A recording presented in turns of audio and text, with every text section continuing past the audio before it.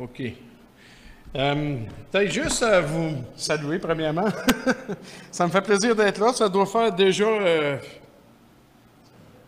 5-6 ans certains que je ne suis pas venu. Maintenant, ce matin, je voulais arriver avec une introduction genre. On ne parle pas beaucoup de l'Ancien Testament dans nos assemblées, c'est dommage. Et souvent, les chrétiens même négligent la lecture de l'Ancien Testament, laissent ça de côté, favorisent le Nouveau, pour ne pas dire même les Évangiles, ce qui est bien en soi. Mais la parole de Dieu, hein, c'est de Genèse à Apocalypse. Et c'est toute une révélation progressive qu'on a besoin. Mais je me suis rendu compte que mon introduction n'était pas tout à fait ajustée à la situation de Sorel.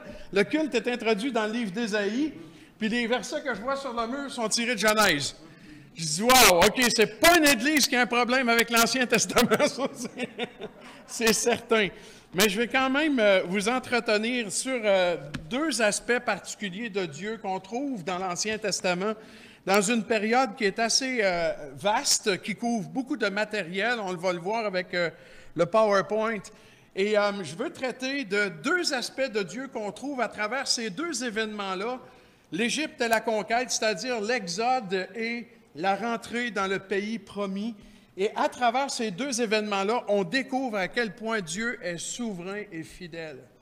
Je suis certain que vous êtes d'accord avec ce que Paul dit dans 1 Corinthiens 10, que les choses qui ont été écrites dans l'Ancien Testament l'ont été pour notre instruction.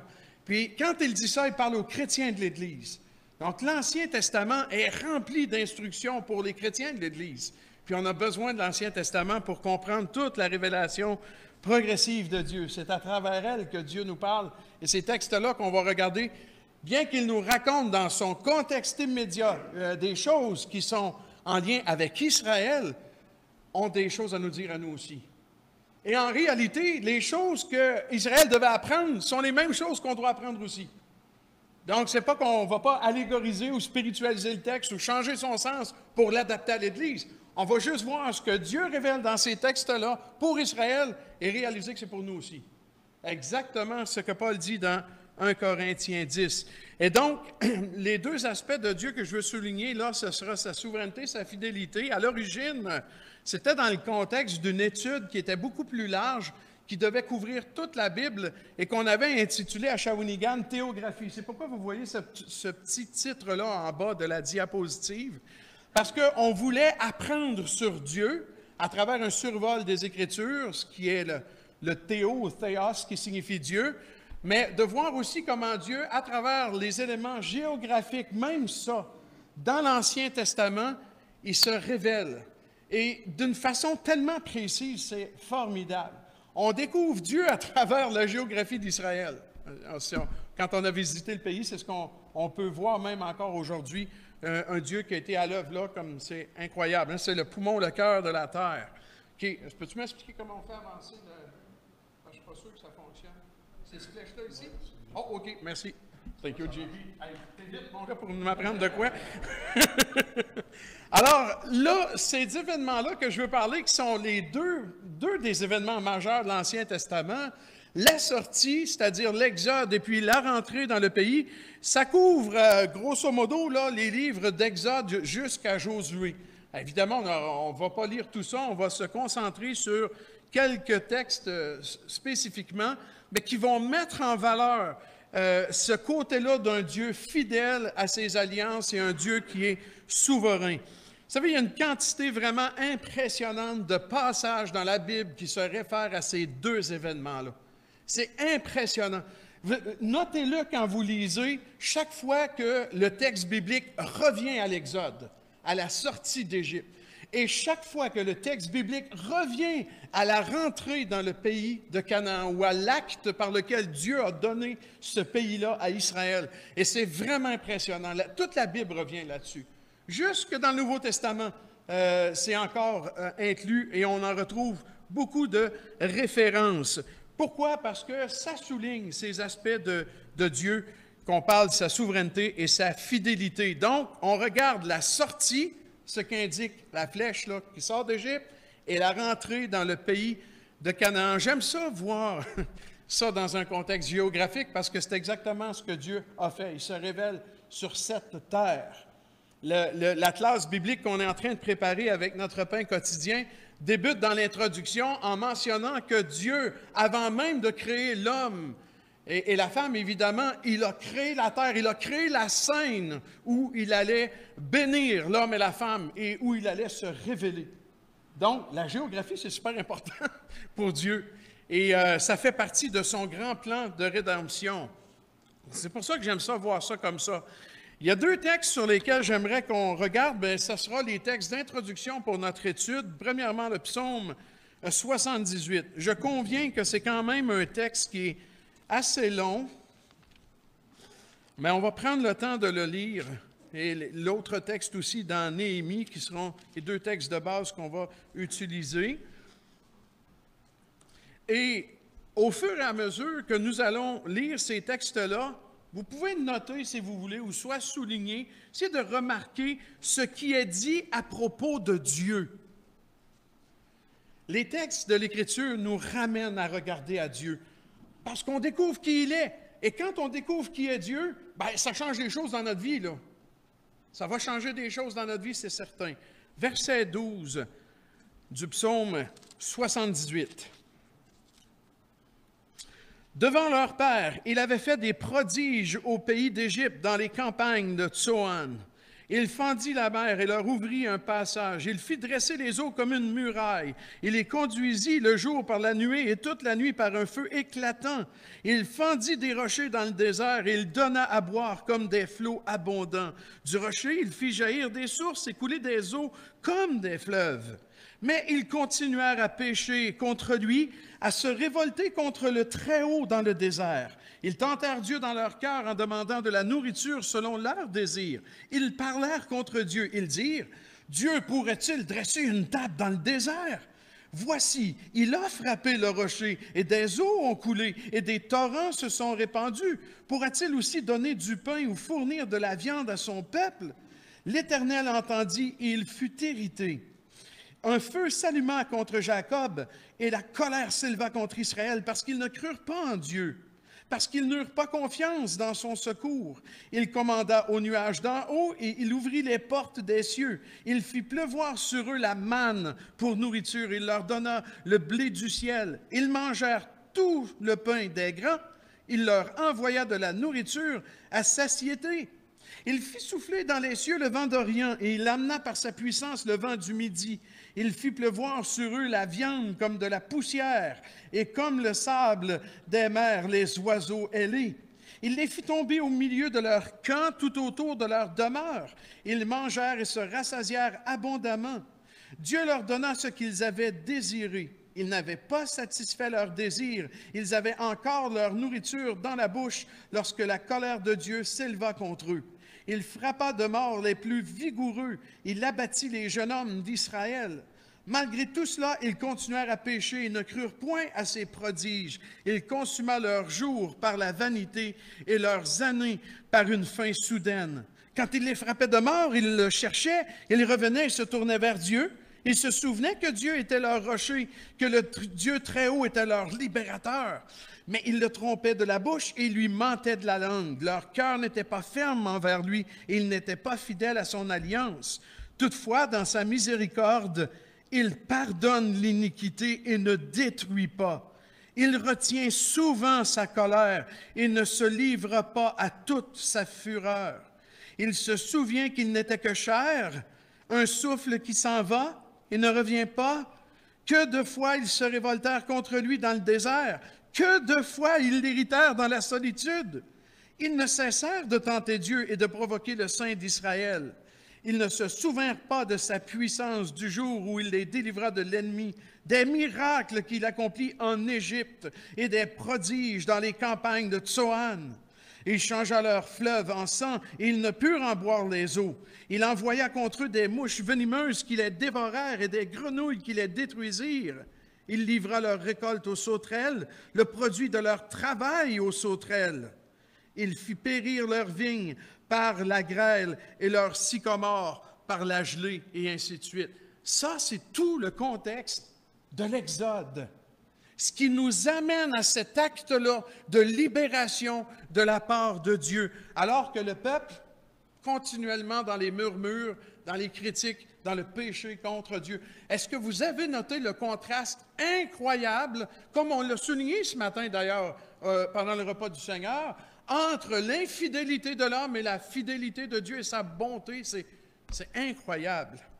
Néhémie 9. Et c'est seulement que 2 textes, mais il y en a plusieurs autres qui font référence à ces événements.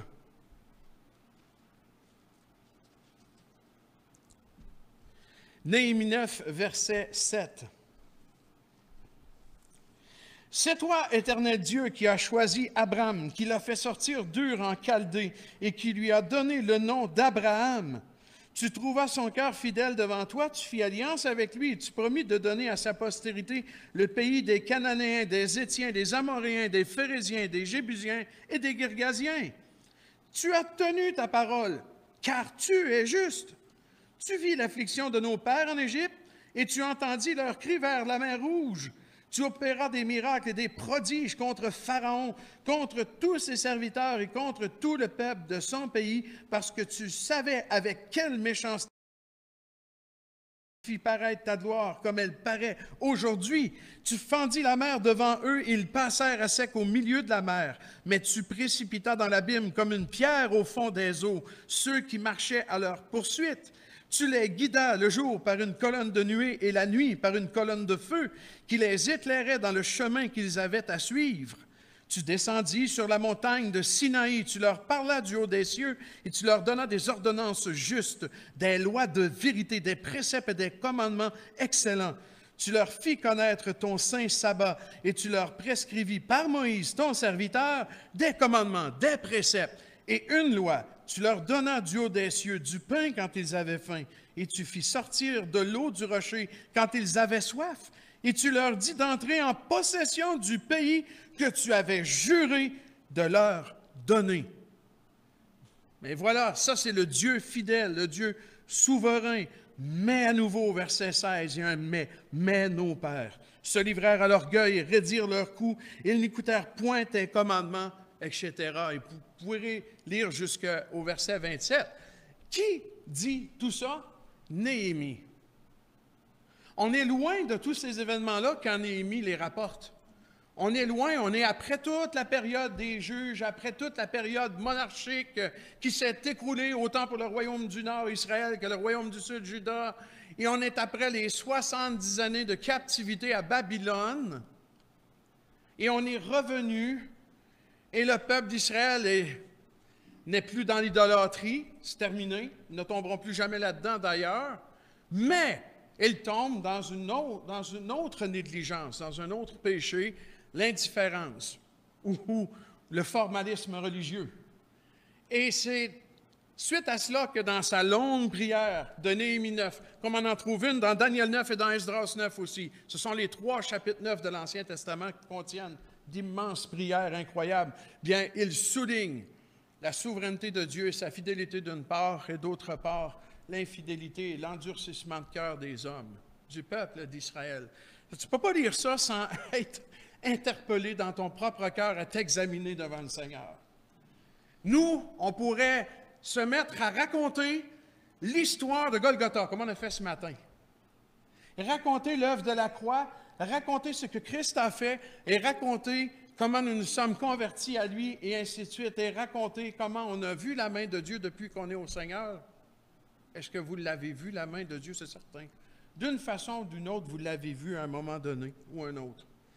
Et est-ce qu'on peut, nous aussi, s'examiner en lisant de telles prières et de tels récits, enfin, raconter ces récits qui sont extraordinaires sur ce que Dieu est et a fait? C'est formidable. Dans le Nouveau Testament, ça continue, mais on ne prendra pas le temps de les lire. Mais Étienne, dans un long discours, rappelle aussi les mêmes faits, ce qui va conduire même à sa lapidation à la toute fin, pour parler à Israël et à leur cœur. Paul, quand il s'adresse aux Juifs dans la synagogue d'Antioche de Pisidie, dans Acte 13, raconte encore les mêmes faits et il inclut ces 2 événements spécifiques-là de l'Ancien Testament, la sortie d'Égypte et la rentrée dans le pays de Canaan. Et j'aimerais les regarder de plus près, ces deux événements-là. Premièrement, l'Égypte, c'est-à-dire la sortie d'Égypte. Mais avant de sortir, on prend conscience qu'Israël était dans un état d'esclavage en Égypte depuis 4 siècles. Et c'est difficile pour nous quand même à comprendre tout ça, mais malgré tout, l'esclavage en Égypte faisait partie des plans souverains de Dieu. Si vous voulez tourner brièvement avec moi dans Romains au chapitre 9, il y a un texte qui souligne cet aspect de la souveraineté de Dieu dans ce qui est arrivé à Israël en Égypte. Romains au chapitre 9, et nous allons lire le verset 17. Et bien que le temps ne nous permette pas d'aller voir d'autres passages, je vais quand même les mentionner si vous voulez les noter au passage. Donc, dans Romains 9, verset 17, nous lisons ceci. Souvent, d'ailleurs, nos Bibles, nos éditeurs de Bible ont mis un sous-titre, la souveraineté de Dieu, dans cette section précise. L'Écriture dit à Pharaon, « Je t'ai suscité à dessein. » Autrement dit, c'était dans mon plan, j'ai tout organisé ça selon mon plan pour montrer en toi ma puissance et afin que mon nom soit publié par toute la terre. Ainsi, il fait miséricorde à qui il veut et il endurcit qui il veut. C'est un texte probablement très difficile d'un point de vue théologique, mais très simple aussi quand on veut seulement admettre qu'il souligne que Dieu est souverain et qu'il fait tout ce qu'il veut parce qu'il est souverain.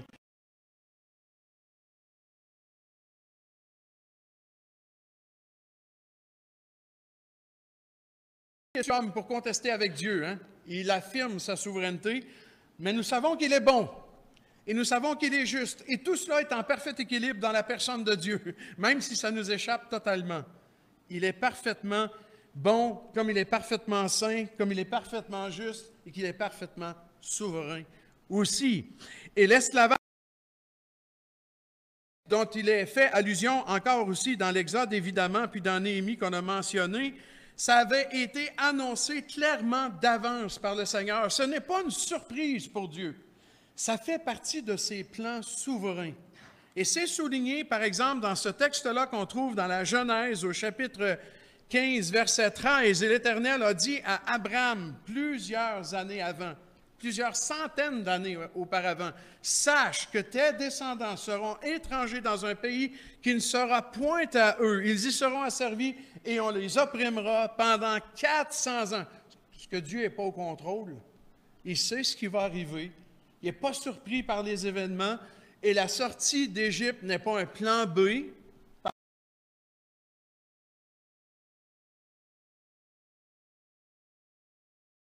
Expliquer ça. Et le côté humain et responsabilité humaine demeure dans tout ça. Pharaon demeure responsable de son propre endurcissement de cœur, mais on sait que derrière et qu'il contrôle tout dans les moindres détails. C'est prophétisé déjà plusieurs centaines d'années à l'avance à Abraham. Donc, qu'est-ce que j'apprends de non seulement l'esclavage d'Israël en Égypte, mais sa sortie d'Égypte par les signes et les prodiges qu'on appelle les 10 plaies par lesquels Dieu va endurcir le cœur de Pharaon. On apprend que Dieu est au contrôle, qu'il est souverain. Mais je ne peux pas seulement me limiter à apprendre ça d'un point de vue cognitif avec ma tête. Dieu est souverain. OK, je l'admets. Il faut que ça aille plus loin. Je peux me demander, est-ce que Dieu est souverain en toutes choses? Pour le demander différemment, dans d'autres mots, est-ce qu'il y a quelque chose dans laquelle Dieu n'est pas souverain? C'est exactement la bonne réponse. Je veux dire, on ne pourrait pas dire quelque part, « Ouais, Dieu est souverain en toutes choses, sauf. » Il n'y a pas de sauf. C'est difficile à comprendre la souveraineté de Dieu. C'est un mystère pour l'être humain fini, limité que nous sommes. Mais Dieu est souverain et il est parfaitement au contrôle et il n'y a rien qui lui échappe. Il est souverain sur toutes choses. Alors, est-ce qu'il y a des choses que Dieu n'est pas souverain? Non. Puis dans ta vie, non plus. Dieu est souverain en toutes choses dans ta vie. C'est ça l'instruction que je reçois de cet aspect de Dieu dans l'Exode. Dieu est souverain, il est au contrôle, et je suis certain que c'est la même chose pour ce qui concerne chacune de nos vies, qui est précieuse à ses yeux parce qu'il a payé pour nous racheter, chacun d'entre nous. Dieu, je pense qu'on peut noter plusieurs aspects de la personne de Dieu, de ses œuvres, enfin de son caractère et sa nature même, qui ressortent de ces événements-là qu'on souligne ce matin. Je trouve qu'à travers l'Exode, c'est évident que Dieu se révèle lui-même et en particulier sa toute-puissance. Et il le fait là, par des signes extraordinaires, des prodiges hallucinants.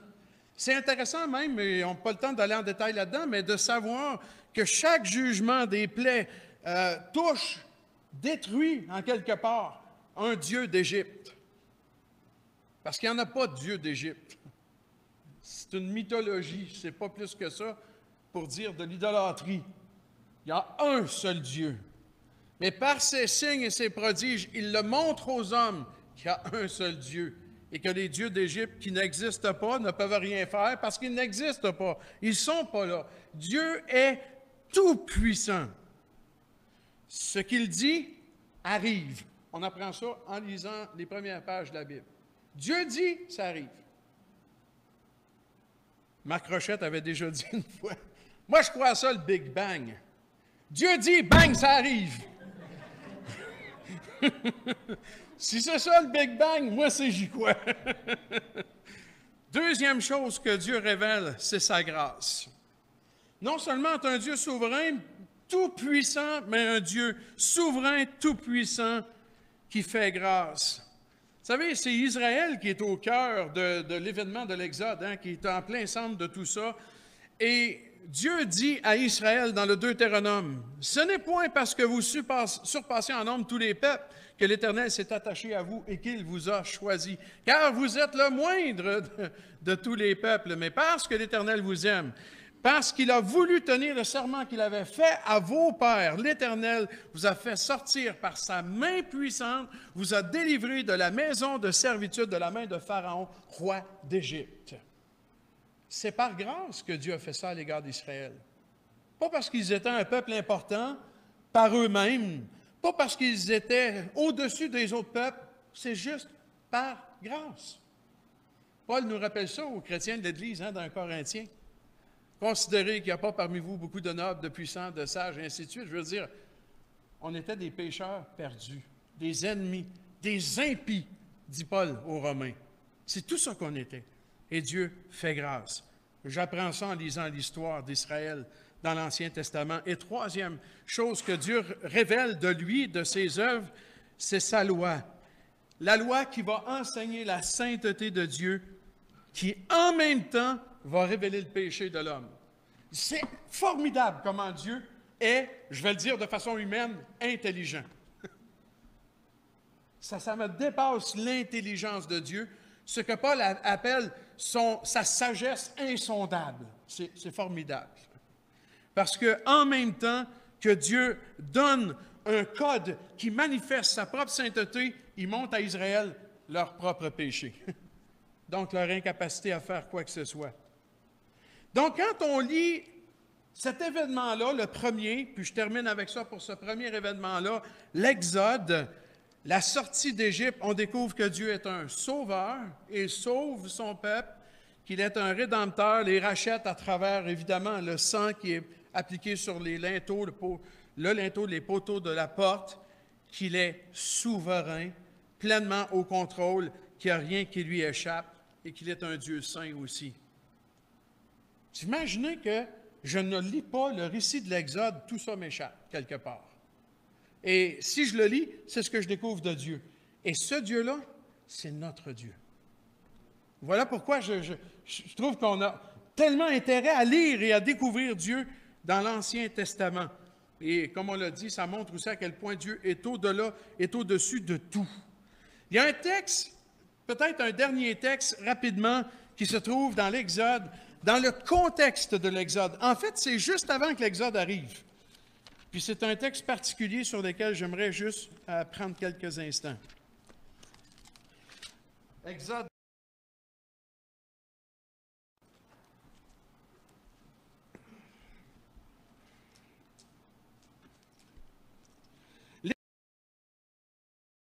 Tournant en Égypte, vois tous les prodiges que je mets en ta main, tu les feras devant Pharaon, et moi j'endurcirai de son cœur, et il ne laissera point aller le peuple. Tu diras à Pharaon, ainsi parle l'Éternel, Israël est mon fils.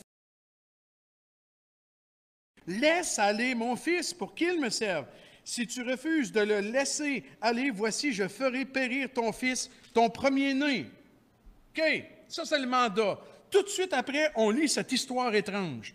Pendant le voyage, en un lieu où Moïse passa la nuit, l'Éternel l'attaqua et voulut le faire mourir. Il me semble qu'il manque un bout à l'histoire. Qu'est-ce qu'il a fait, ce gars-là? C'est incroyable, là.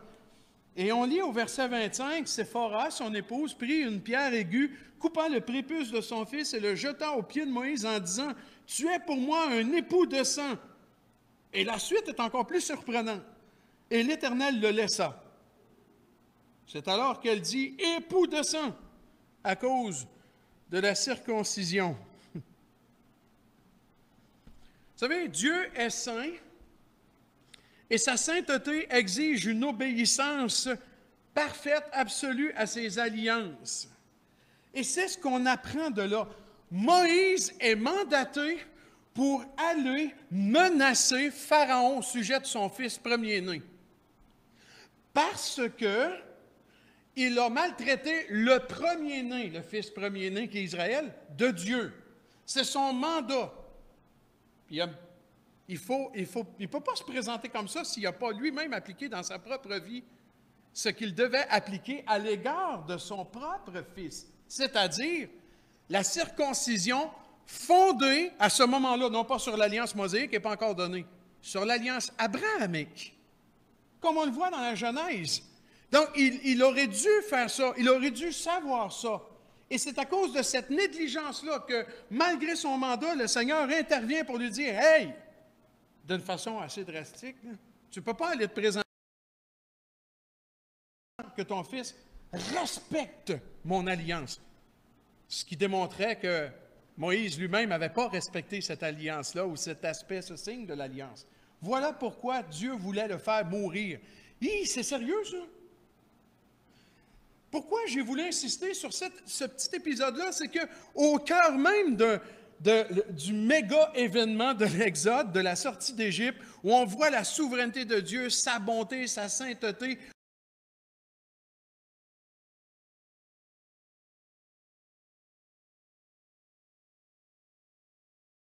ça me parle énormément, ça, du sérieux de la vie chrétienne. J'aime ça dire haut et fort, Dieu est souverain, Dieu est bon, Dieu est saint, mais il faut que je le démontre dans ma propre vie, franchement. Comment on dit souvent au Québec, il faut que les bottines suivent les babines. C'est exactement ce que Moïse n'avait pas fait, là. Il s'en allait avec une paire de babines, mais il n'y avait pas les bottines. Il fallait qu'il ait les deux, en réalité.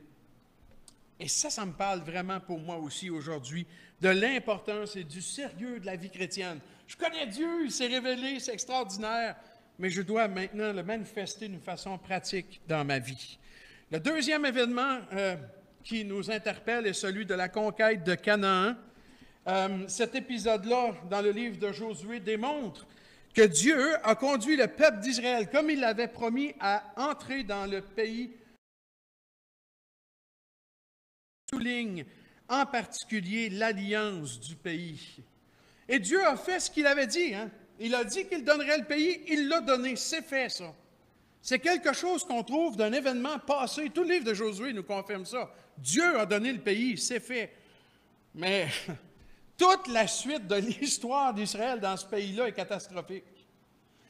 En fait, ils n'ont même pas complété la conquête comme ils devaient le faire. La conquête de Josué n'est pas complète, là. Ce sont les points majeurs, les points stratégiques, les villes importantes qui ont été conquises à travers le pays du nord au sud, d'est en ouest. Mais Israël devait compléter tribu par tribu en s'entraidant la conquête du pays. Vous lisez le livre des Juges, c'est une catastrophe incroyable. Parce qu'ils n'ont pas obéi à Dieu. Il leur a donné le pays. Il avait dit qu'il leur donnerait le pays. Bien sûr qu'Israël, par sa négligence, n'a jamais obtenu les limites du pays telles que Dieu l'avait promis et n'a jamais joui de ce pays-là. Pourquoi? Parce qu'ils avaient besoin de quelque chose de plus que simplement cet aspect-là où Dieu leur donne le pays, mais un cœur régénéré. Et c'est ce qu'ils n'avaient pas. Et c'est ce qu'ils avaient besoin. Mais comme Dieu le promet dans l'alliance, la nouvelle alliance de Jérémie avec la maison d'Israël et avec la maison de Juda, il va leur donner un cœur transformé par la nouvelle alliance, pardonner leurs péchés, mettre leur esprit en eux. Et je crois qu'un jour, Israël sera dans leur pays. Par contre, ces promesses-là, l'Église les a reçues. Et nous participons nous-mêmes aux promesses de la Nouvelle Alliance. C'est pourquoi Paul dit qu'on est des ministres de la Nouvelle Alliance aussi. Ça, c'est une bénédiction qui me dépasse, qui est extraordinaire. Ça montre le plan souverain de Dieu. En même temps qu'Israël fait exactement pas ce qu'il doit faire, Dieu a promis des choses qu'il va leur donner, mais les donne et les accorde aussi à l'Église. Ça dépasse, je ne comprends pas tout dans ce plan-là. Il y a beaucoup de points d'interrogation, il y a beaucoup de convictions différentes à cet égard-là, mais on arrive tous au même point, à la même conclusion théologique, n'est-ce pas? Dieu est fidèle. Dieu est fidèle. Il est bon, il donne ce qu'il promet, et c'est ce que nous apprenons de lui à travers ces textes-là. Dieu est fidèle. Il avait dit qu'il donnerait à Abraham, à sa postérité, en particulier Israël, ce pays-là, et c'est ce qu'on voit dans la rentrée de Canaan. Dans la sortie, Dieu est souverain, puis dans la rentrée, Dieu est fidèle d'une façon particulière. Et voyez de quelle façon il est fidèle. Tournez avec moi dans Josué. Un texte qui pose quelques problèmes aussi, mais on peut les résoudre assez aisément avec les Écritures. Josué, chapitre 5. Ça, c'est une belle histoire, hein, s'il vous plaît.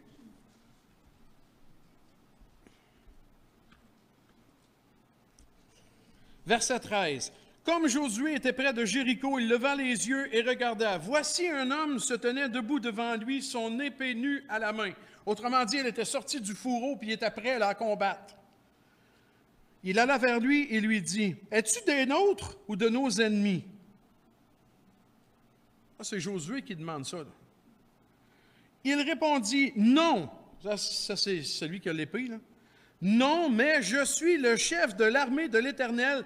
J'arrive maintenant. » Ça, c'est deux mots qui disent ce que Dieu a promis avant, c'est en train de s'accomplir sous tes yeux. Puis on va voir c'est quoi.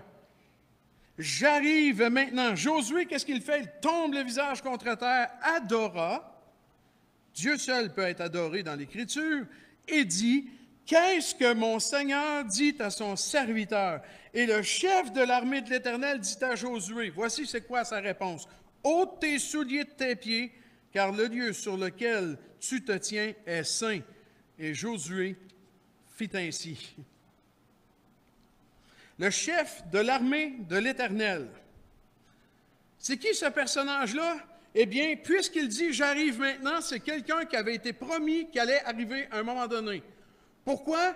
Pour Israël, quand il allait rentrer dans le pays de Canaan. Et on trouve ça dans Exode, chapitre 23. Le texte est à l'écran. « Voici, j'envoie un ange devant toi pour te protéger en chemin. » Remarquez bien, hein, il parle d'un ange, mais regardez bien ce qu'il fait cet ange-là. « Et pour te faire arriver au lieu que j'ai préparé. Tiens-toi sur tes gardes en sa présence. » C'est à peu près ce qu'il fait là, quand il le voit. Oups. Et écoute sa voix. « Ne lui résiste point parce qu'il ne pardonnera pas vos péchés. » Depuis quand un ange pardonne des péchés? Car mon nom est en lui. Alors, ce n'est pas un ange comme tous les autres anges. Mais si tu écoutes sa voix, et si tu fais tout ce que je te dirai, je serai l'ennemi de tes ennemis et l'adversaire de tes adversaires. Mon ange marchera devant toi et te conduira chez les Amoréens, les Étiens, les Phérésiens, les Cananéens, les Éviens, les Jébusiens et tous les Hiens, et je les exterminerai. C'est qui cet ange-là? C'est un ange qui a le nom de l'Éternel, de Yahvé en lui, et qui pardonne les péchés. Le mot « angelos » ou « ange » ou même « malak » en hébreu signifie « messager ». Ça, c'est son sens de base. Ça peut être un messager humain, ça peut être un messager angélique ou spirituel, si vous voulez.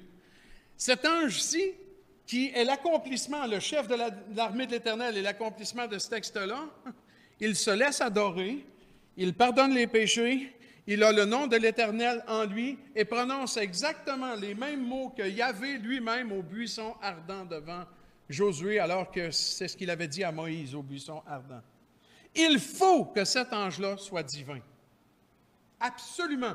Il faut que ce soit une théophanie ou une christophanie, parce que c'est le Seigneur Jésus, avant son incarnation, qui se tient là, debout devant Josué.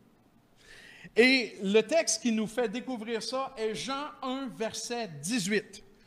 Personne n'a jamais vu Dieu. Dieu, le Fils unique, celui qui est dans le sein du Père, est celui qui l'a fait connaître ou manifester ou révéler. Autrement dit, c'est vrai qu'on ne peut pas voir Dieu, mais à travers la personne de Jésus, comme il a été souligné ce matin au culte, on voit Dieu. Et c'est lui qui est devant Josué. Vous réalisez que avant qu'il commence la conquête, avant même que Jéricho tombe, Dieu montre qu'il est fidèle à ses promesses d'envoyer cet ange-là, qu'il l'a accompli et que maintenant il ne serait pas seul pour faire cette conquête-là parce que Dieu est fidèle. Dieu est fidèle. J'aime beaucoup cette histoire-là parce qu'elle me rappelle que c'est vrai pour moi. Le chef de l'armée de l'Éternel est Jésus-Christ. Tu sais, il est très actif dans l'Ancien Testament. Il porte surtout le titre de l'ange de l'Éternel. Vous prendrez le temps de lire ça. Celui qui intervient pour pas que Abraham sacrifie son fils, c'est Jésus-Christ. Alors que lui-même, il n'y a personne qui interviendrait à la croix plus tard. C'est touchant cette histoire-là dans Genèse 22. Alors Dieu est un sauveur, un rédempteur, il est souverain, il est saint et il est fidèle. Il a accompli toutes ses promesses à l'égard d'Israël. Et c'est exactement ce qu'on apprend dans l'Église aujourd'hui quand on lit ces histoires-là. Pour nous, dans nos vies, dans notre quotidien, Dieu est un sauveur. Dieu est un rédempteur. Tous les jours, Dieu est souverain, il est saint, il est fidèle. Et nos vies vont refléter quelque part ce caractère-là, plus on va être près de Dieu. Prions. Seigneur, merci pour ta parole, merci pour l'Ancien Testament et les récits qui se déroulent sous nos yeux et qui te révèlent ta personne, ton caractère, tes attributs, tes œuvres. Et Seigneur, nous rappelle à quel point tu es un Dieu qui ne change pas, qui est toujours le même et qui, à travers le Seigneur Jésus, continue d'agir dans nos vies aujourd'hui. Père, que cette connaissance, cette découverte puisse avoir un impact pratique dans nos vies, de sorte que nos vies reflètent maintenant le caractère qui t'est propre. Alors, Seigneur, que nous puissions être chaque jour plus près de toi à travers les Saintes Écritures pour avoir des vies transformées. Et c'est au nom de Jésus que nous prions. Amen. Merci.